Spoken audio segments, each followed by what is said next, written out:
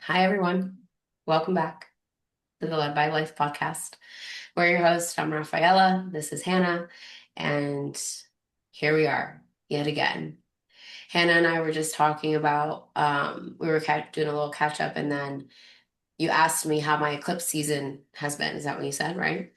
Yeah. I just feel like this is like a moment where we just got to press play because Mm. I, when did it start? Like roughly. I feel like it was around the 7th of September. I feel like it's been most of September, a lot of Okay, September. yeah.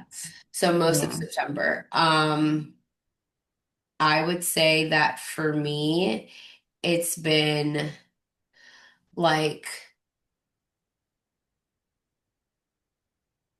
a lot of clearing, like Mm. becoming clearer and clearer and clearer of like what I want my life to feel like, what I want my life to be like, how I want to present myself, the things I want to experience, the things I want to do, have, be, all of that. And like a honing in on like my own practices that I either use for myself or that like I provide as service or, work with others. Um, that's like kind of like the structure of how it's been, I would say. But day to day, there'll be days where I'm just crying hysterically for I just don't know what reason. All of a sudden I'll become like super anxious or really sad. Sometimes I have absolutely no idea why. Sometimes I do, like it's clear to me like what's happening. And then the next day I'll be totally fine. Like I'll wake up and I'll be great. I'll be having just a fine morning or whatever and go about my day. I do feel like, yeah, that's a really good way to describe it for me, that it's been like seeing my life clear for what Mm. I want it to look like um, as we continue to like move forward.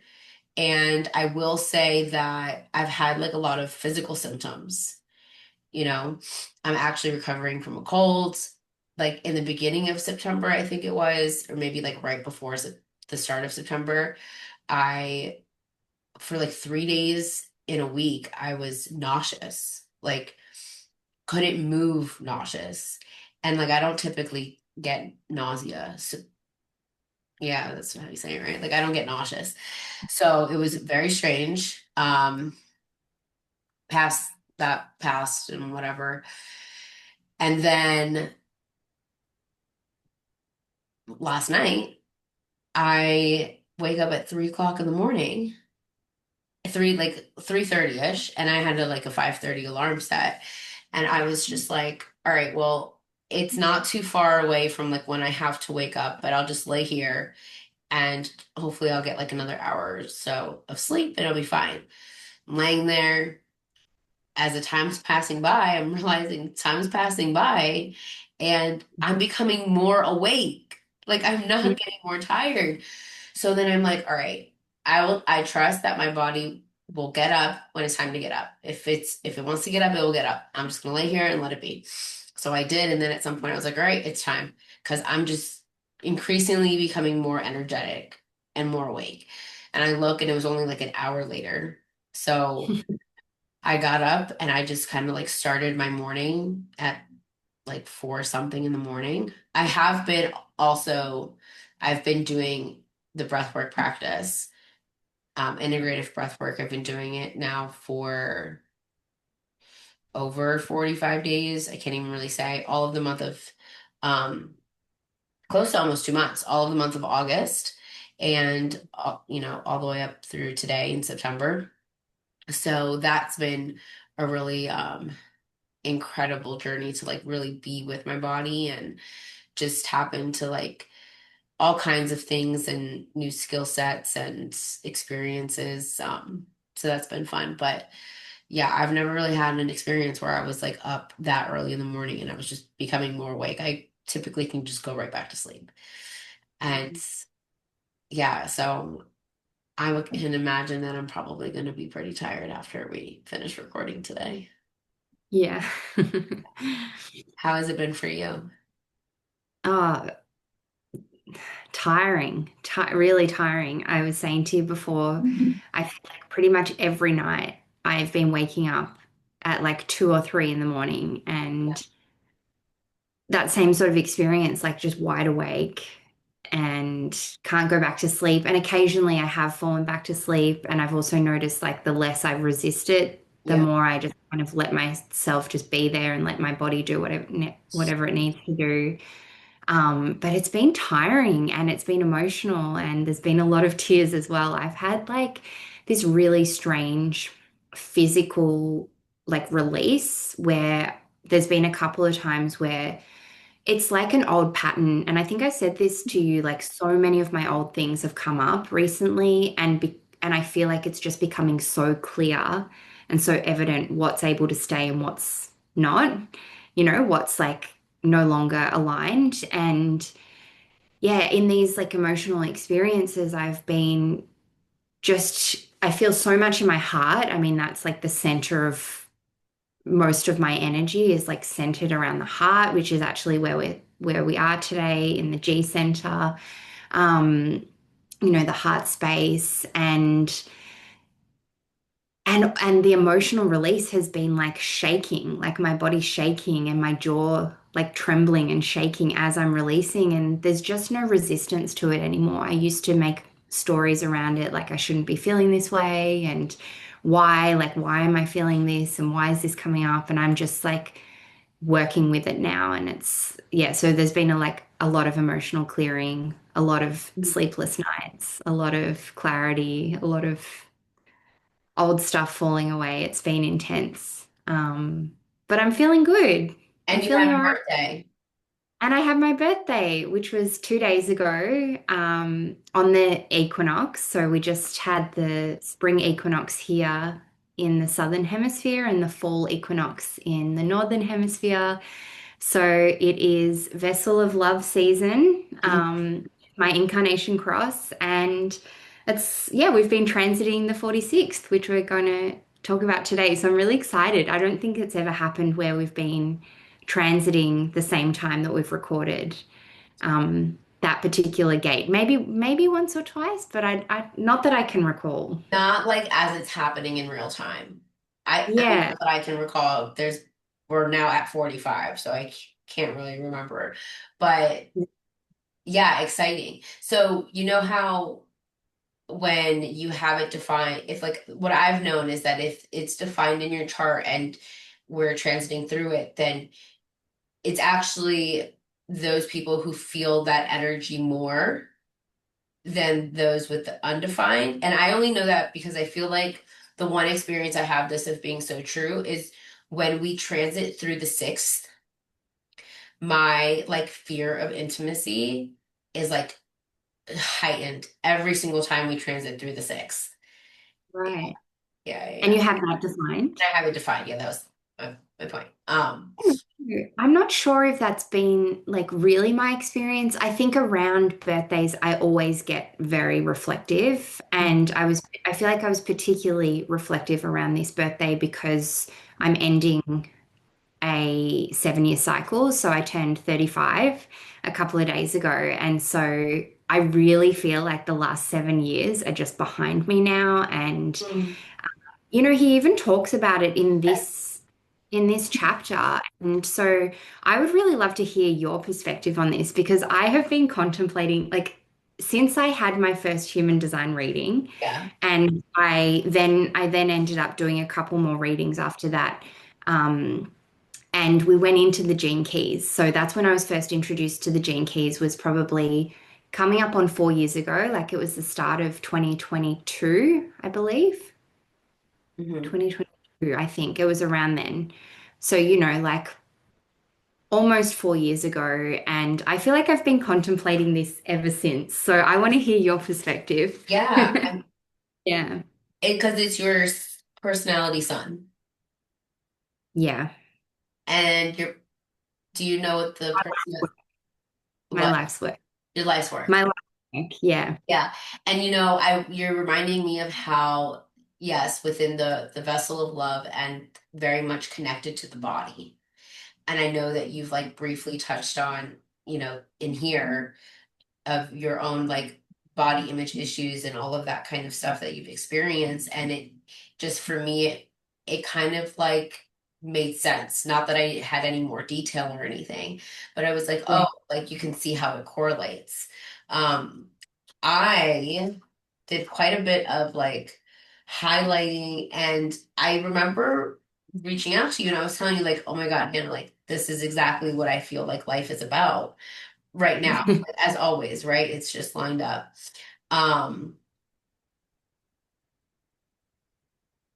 he tells this story about the rainmaker and how the tale is that the rainmaker will go to villages and people, you know, will be in awe of the magical power of the rainmaker because they'll be in a drought, and once he's there, he he does whatever it is that he's doing, you know, with his contraptions or tools or kits or magic or whatever, or he just sleeps in a hut, and then it will rain in that place where there was a drought. And everywhere he goes, where there's a drought, like this tends to happen. And it's it's basically saying that he's not doing anything to make it rain, but that he is called to places because he's in his divine gift, that he gets called to places where it's going to rain. So it just is, right? Mm, It says this is why he doesn't have to do anything other than show up wherever he feels like going. And hidden inside your DNA lies that higher life purpose. And when you find that higher purpose, everything is laid out for you by the spirit of divine grace. And this card, like in the Oracle deck that I am currently using, grace comes up quite a few times. Um, and I know Carolyn Mace talks a lot about grace. And I've been on a kick of hers for a while, so listening to her videos and everything.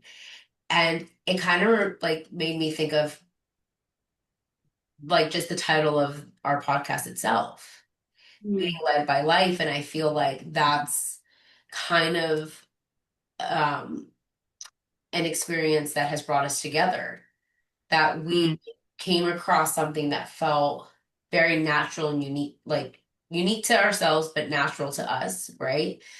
And we didn't have to effort, force, or make anything happen.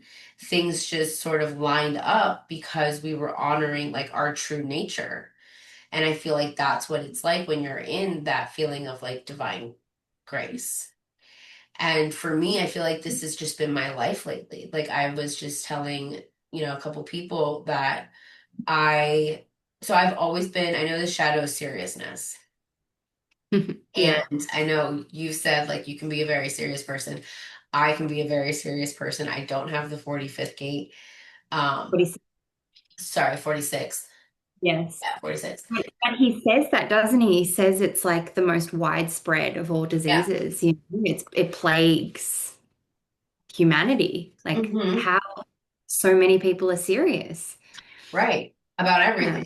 And like I can be pretty serious about things that I like very passionate about. So in one regard, you can see it as passion, but in another way, you can just see it as like, you know, like just having a strong hold, right? I remember my acupuncturist once, and I think at that point I had only seen him like twice, and he goes, I get the impression that you take things very seriously. And I was like, yes, like absolutely. Wasn't that too hard to tell? Um, and in the last year of like, you know, whether it's, you know, just being on this spiritual journey or um utilizing things like human design that just allow life to feel a lot more like effortless. I feel most recently that I've been led up to this, what is it, like delight, right? That's the gift of just kind of being able to like be and enjoy whatever is coming up with like a lightness to it. Like I'm Yeah. not so like mentally bogged down about how things are supposed to be or planning things or figuring it out. Like I know your incarnation cross is the vessel of love, and like you mentioned it to me the other day. It was so beautiful. You said, um, clear the vessel to be the channel. And Mm, even like maybe before that, not before your comment, but like before even deciding that you want to become a channel or be a channel, for me, it's like being a channel of light and love. It's like, oh wait, but just be with the vessel. And mm, then I thought about how we're in the identity center, the G center, which is all about love and direction. mm. And in my meditations or in my breath works lately, I've been really trying to tap deeper into like the physical body because I can be like way up here, just out in the Yeah. ethers all the time. That's your incarnation cross as well, right? Yeah, well, I have 2 point, yeah, Who 2 days in the from the head head center. center, right? Yeah. So for me, it's a constant, Mm, um,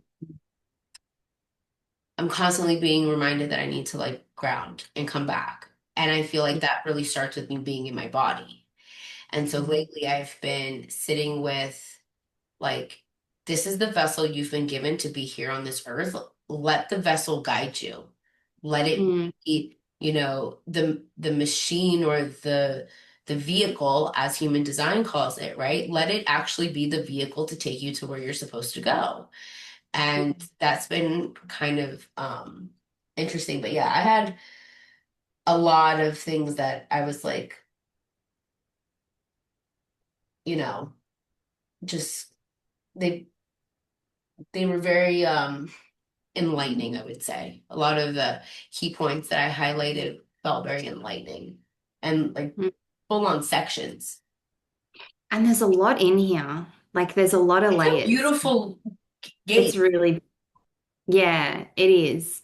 And it's also really confronting is like the word coming to me, Mm. shadow of seriousness. And, he talks about like how it's connected to the shadow of constriction, the 25th, the programming partner, and how we're kind of genetically like programmed to be serious because of the constriction of the 25th as Yeah. well. And it kind of, when you were talking, it kind of made me think of this analogy that I'd heard Ra talk about, which is the vessel of love.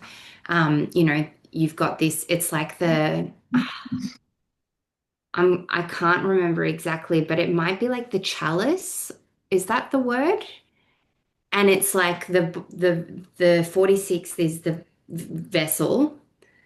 The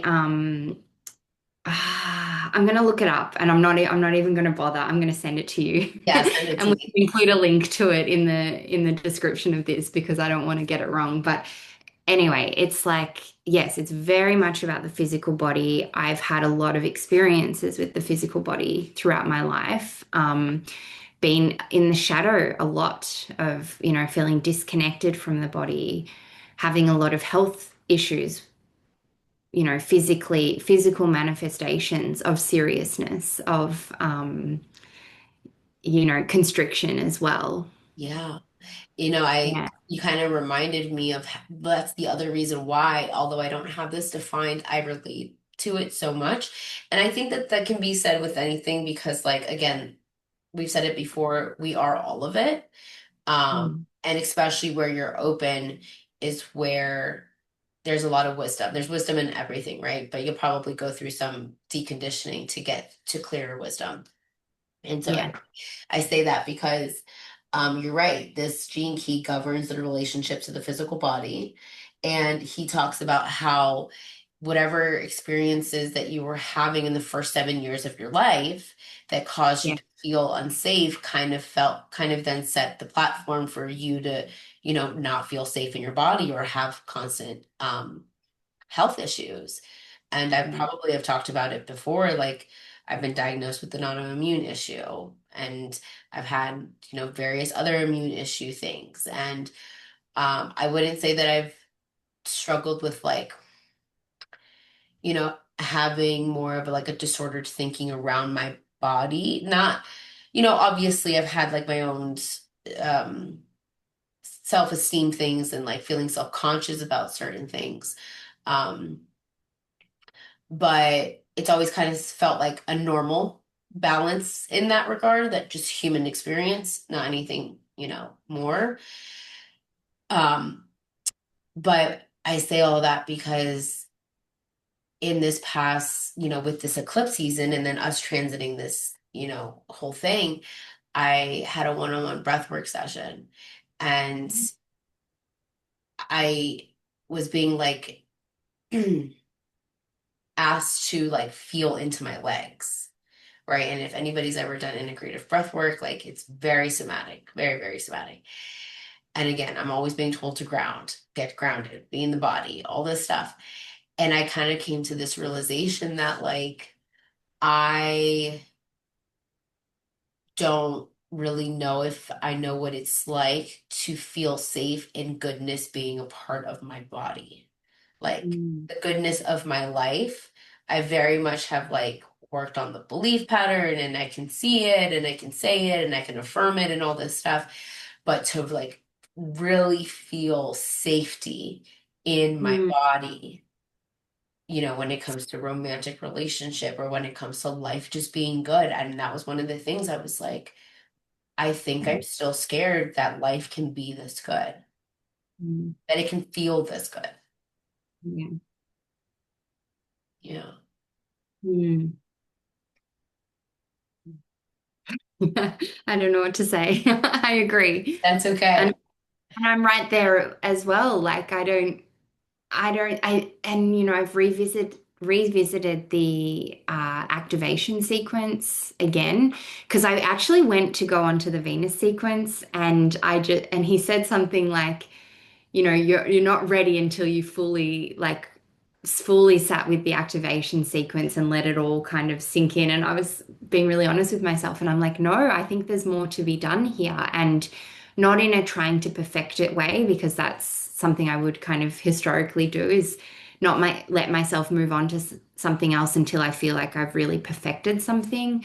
But no, it was a real just honesty, like there's more here to uncover. And so I've, been revisiting like the pathway of challenge. And he talks about how this is the challenge of your life. Like this is with you for your whole life. And, so this relationship between seriousness and constriction. And now I'm noticing that I'm just so aware of it.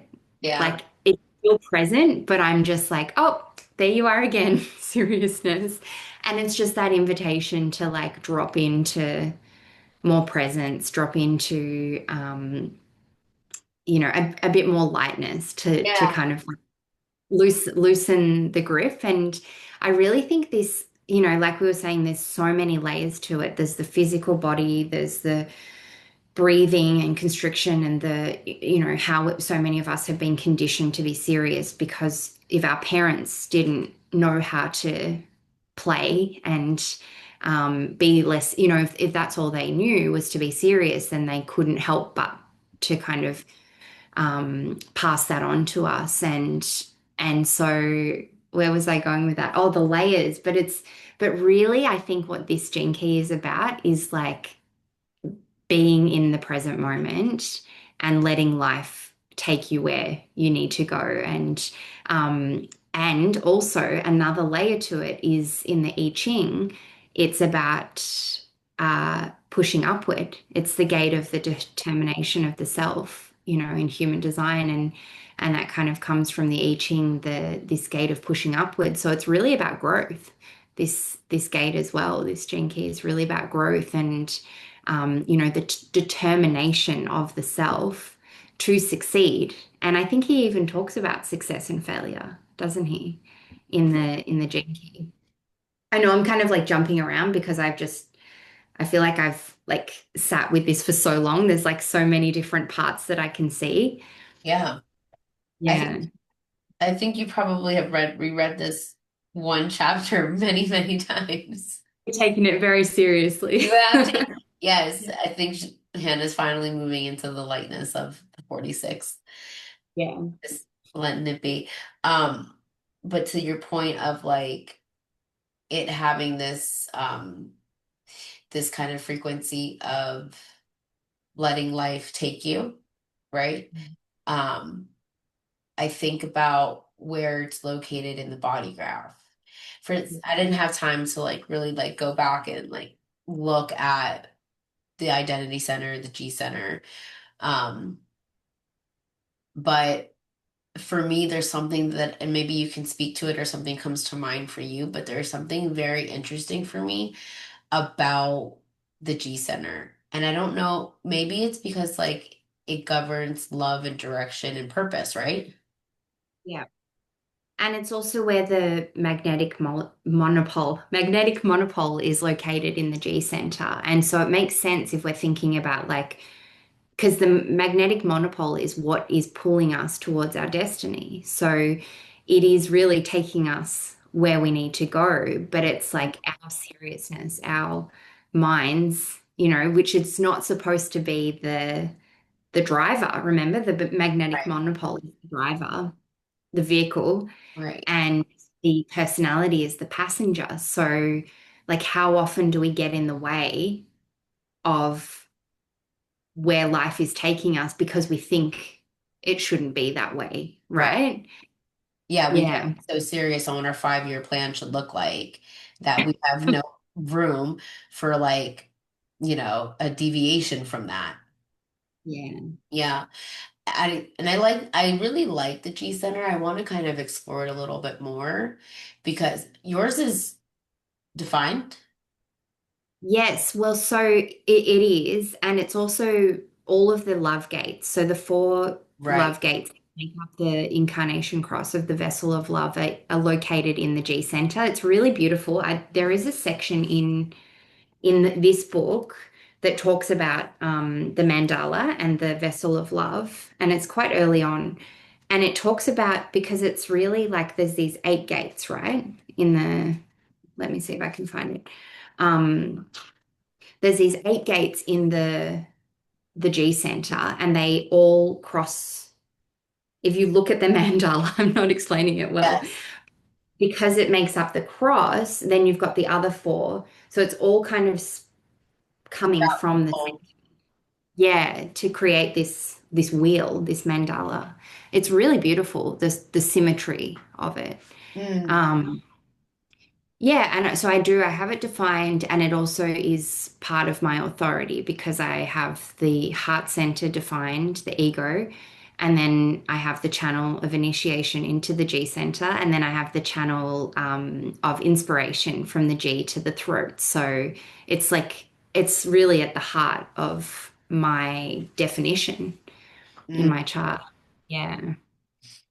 I think about how like the not self theme. What's Mm, the question? Am I looking for love or if I'm looking for direction? Um, mm, and I remember being in early into like my whole human design exploration and wanting wanting to know where I was going to go next and had an idea of where I was going to go next, location wise, geography wise. Um, mm. Oh, you were asking like, where am I going to be yeah, where in am I the going to be? Where, I want to, and at some point it became more of like, rather than like trying to figure that out or like force it, it then became more of so of like a question of, all right, this is where I think I want to be, like life, like show me where I'm meant to go. Never in my wildest dreams did I ever think that it was going to be San Diego, California. And that's where it ended up taking me. Um, but then again, like I've always said, like never did I ever think that really redundant sentence, but I never thought that I'd be back in South Florida. And I feel like that, this ability to trust that life is going to take me to the places that I'm meant to be. And I said something to a friend the other day. She goes, wow, that was like really spot on. I like what you said. And I was like, I'm trusting that life will not put me in rooms that I'm not meant to be in. And it's really, for the time I'm at right now in my life, it's allowed me, and I mean that like physically and energetically, like both simultaneously. Um, because recently, even with us transiting the 46, I've been like subtly noticing. how my body responds to being around certain people and in certain environments. And I've been noticing, you know, just like where life is not allowing me to go, where my mental mind might think I want to go, or I want to be a part of, or whatever. Um, but ultimately looking back and trusting of like, this greater force has a much more, knowing than I do. And I can be okay with that. Yeah. Yeah. So And it's it's even like in the smallest ways that we wouldn't think are significant. And I think that that's again where the mind trips us up because we have been programmed to only put emphasis on the big things that happen in life or the big shifts and these like external measures of success or these external kind of indicators of being on the right path. But we can't discount just like the small everyday little things that happen and even just like there was something I wanted to say about, oh, well, I really feel like so much of this gate is about trusting that there's always something available for us in every season. Like we might not be able to see it. Mhm. And, it kind of came up for me really thinking about this with my birthday just passing, because on the outside, my life doesn't actually look all that different. Yeah, there are a few things that are different in my life, but I really thought I would be at a different place at 35. I really thought my life would look different. And it's just this deep surrender to like, it's not all up to me. And at the same time, what can I do? Like, and this is the determination of the self, like the persistence and the self-determination to choose to stay positive, to choose to stay open.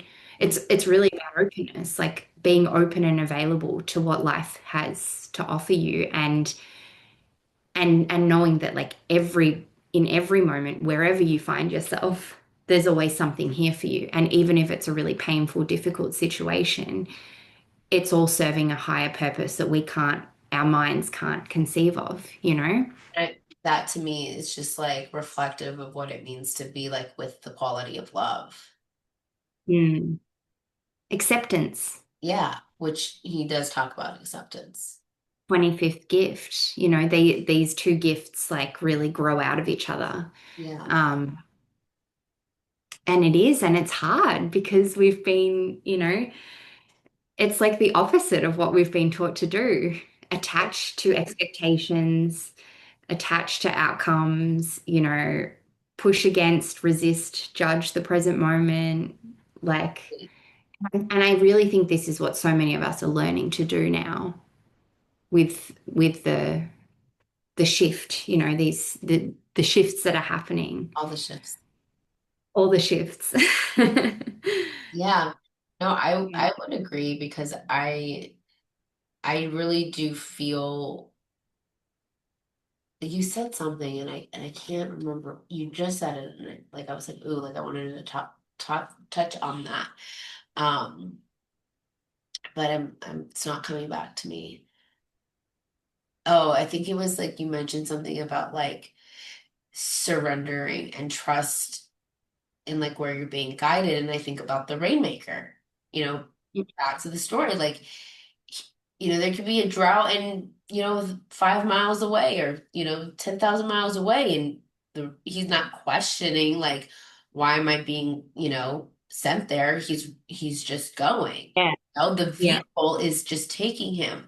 And that's really what I feel like I've been like really with in this experimentation process of human design is like that's one of the things that I loved about it when I first met it was how it really did put a lot of like self-reflection on the physical body on this earth in how you navigate and what you notice about your body. Like what is the energy and the tone and the flavor that you feel when you're in different environments, when you are doing different things, when you are, engaging in particular patterns or habits or just all of it. Like I can see why now, like, the vessel of love is so much connected to like how you feel in the body.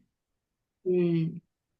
Yeah, this gate in particular, it's Right. like feeling alive. And, I want to talk a little bit about the city because, well, what does it mean to you, like ecstasy? Because I personally don't like super resonate with the name ecstasy. I don't know, maybe because it's got like perhaps some judgments attached to it or like preconceived ideas of what ecstasy means. But like I have tasted it in moments and like my own version of it, because obviously it'll feel and look different to everyone. But for me, it's just like this overwhelming, like just it feels just so good to be alive. Like this just overwhelming like joy and Do like complete you bliss in the moment. do you like can you recall like a song that you can start singing out loud and all of a sudden like you're in that feeling and you have like goosebumps all over your body? Yeah. That to me is like sort of what this is like because ecstasy can have a full right, everyone can have their own like idea of what that means, but I bring up that example of like feeling so alive when you're in like connected with a song that just like you're singing and it's just like now you have chills. And I know I've seen this on social media, like the word for people who get like goosebumps or like their hairs stand up when they're listening to music. That happens to me all the time. um Yeah. but What's the word for Oh, I don't remember. It was this crazy word. I don't remember. He goes, your ability to attune to the ecstatic nature of your body depends upon your ability to let go of your mind and open your heart. It depends upon how grateful you feel towards existence for giving you this body and the experience of being alive. If you have felt this ecstatic feeling even once in your life, then you can recreate it. And even if you haven't felt it, you can open yourself to it. It lies within you right now at the exact moment you're reading this. It will always remain with you, waiting quietly within the very ventricles of your physical heart. All you have to do is invite it back into your life. And that's what Mm. it feels like to me. And I say this because I had this experience this morning. I have a one particular song that when I'm like in a really like great state, um, and that song comes on, I just feel like I get chills all over my body and I sing it and I'll be most likely I'm driving in the car and having a great time and I just feel so alive. That is what that feels like to me. It's like just freedom. It's Yeah. like complete freedom. And if you compare it to the shadow, he talks about feeling like when you're in seriousness, it's like being submerged in matter and unable to access the joys of the spirit or the joys of life. And it's so you can just like see this full spectrum. Um, yeah, Yeah. it's just kind of like the remembrance of like this is what it's about, you know? Right. Mm, Yeah. Good stuff. mm. Fun. I feel like there's so much more to it. Like maybe because I have Yeah. sat with it for so long, like I just feel like nothing I say could do this energy justice, but it's just so beautiful to me. And like I really just feel like I'm finally getting to like just experience it because I'm not in my head about it anymore. I'm just Yeah. like actually feel.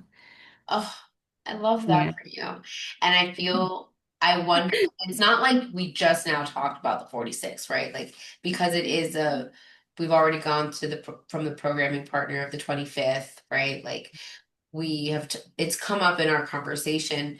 I can imagine for anybody who's listening, who's following along, could probably see your journey in your relationship to the 46, like, literally transmute like from then till now. I think it's a beautiful thing because I know what it's like to like witness that process for you, and it does feel so much lighter even in the way you describe it now.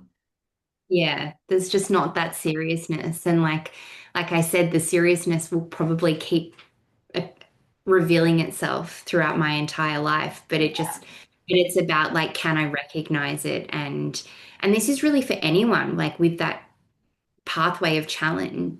Yeah, the pathway of challenge. If you look at your activation sequence, like these two shadows will probably keep appearing throughout your whole life, but that is also your life's work. You know, we often think of the life's work as like what we give to the world, what we put out into the world, but the life's work is also like our inner work. And you know, this pathway of inner transformation as well. And it's probably something that people won't really see on the outside, like this continuing to meet this challenge, but like that is also how you get to really transcend it because and I've really kind of recognized this recently, like the only way I think to fully learn something is to kind of go into the opposite, which is really what this work is about, like going through the shadow in Yes. order to the gift. Like, you know, I hate sometimes that I have to learn things in the hard way, what feels like the hard way, but it really is sometimes the way that you can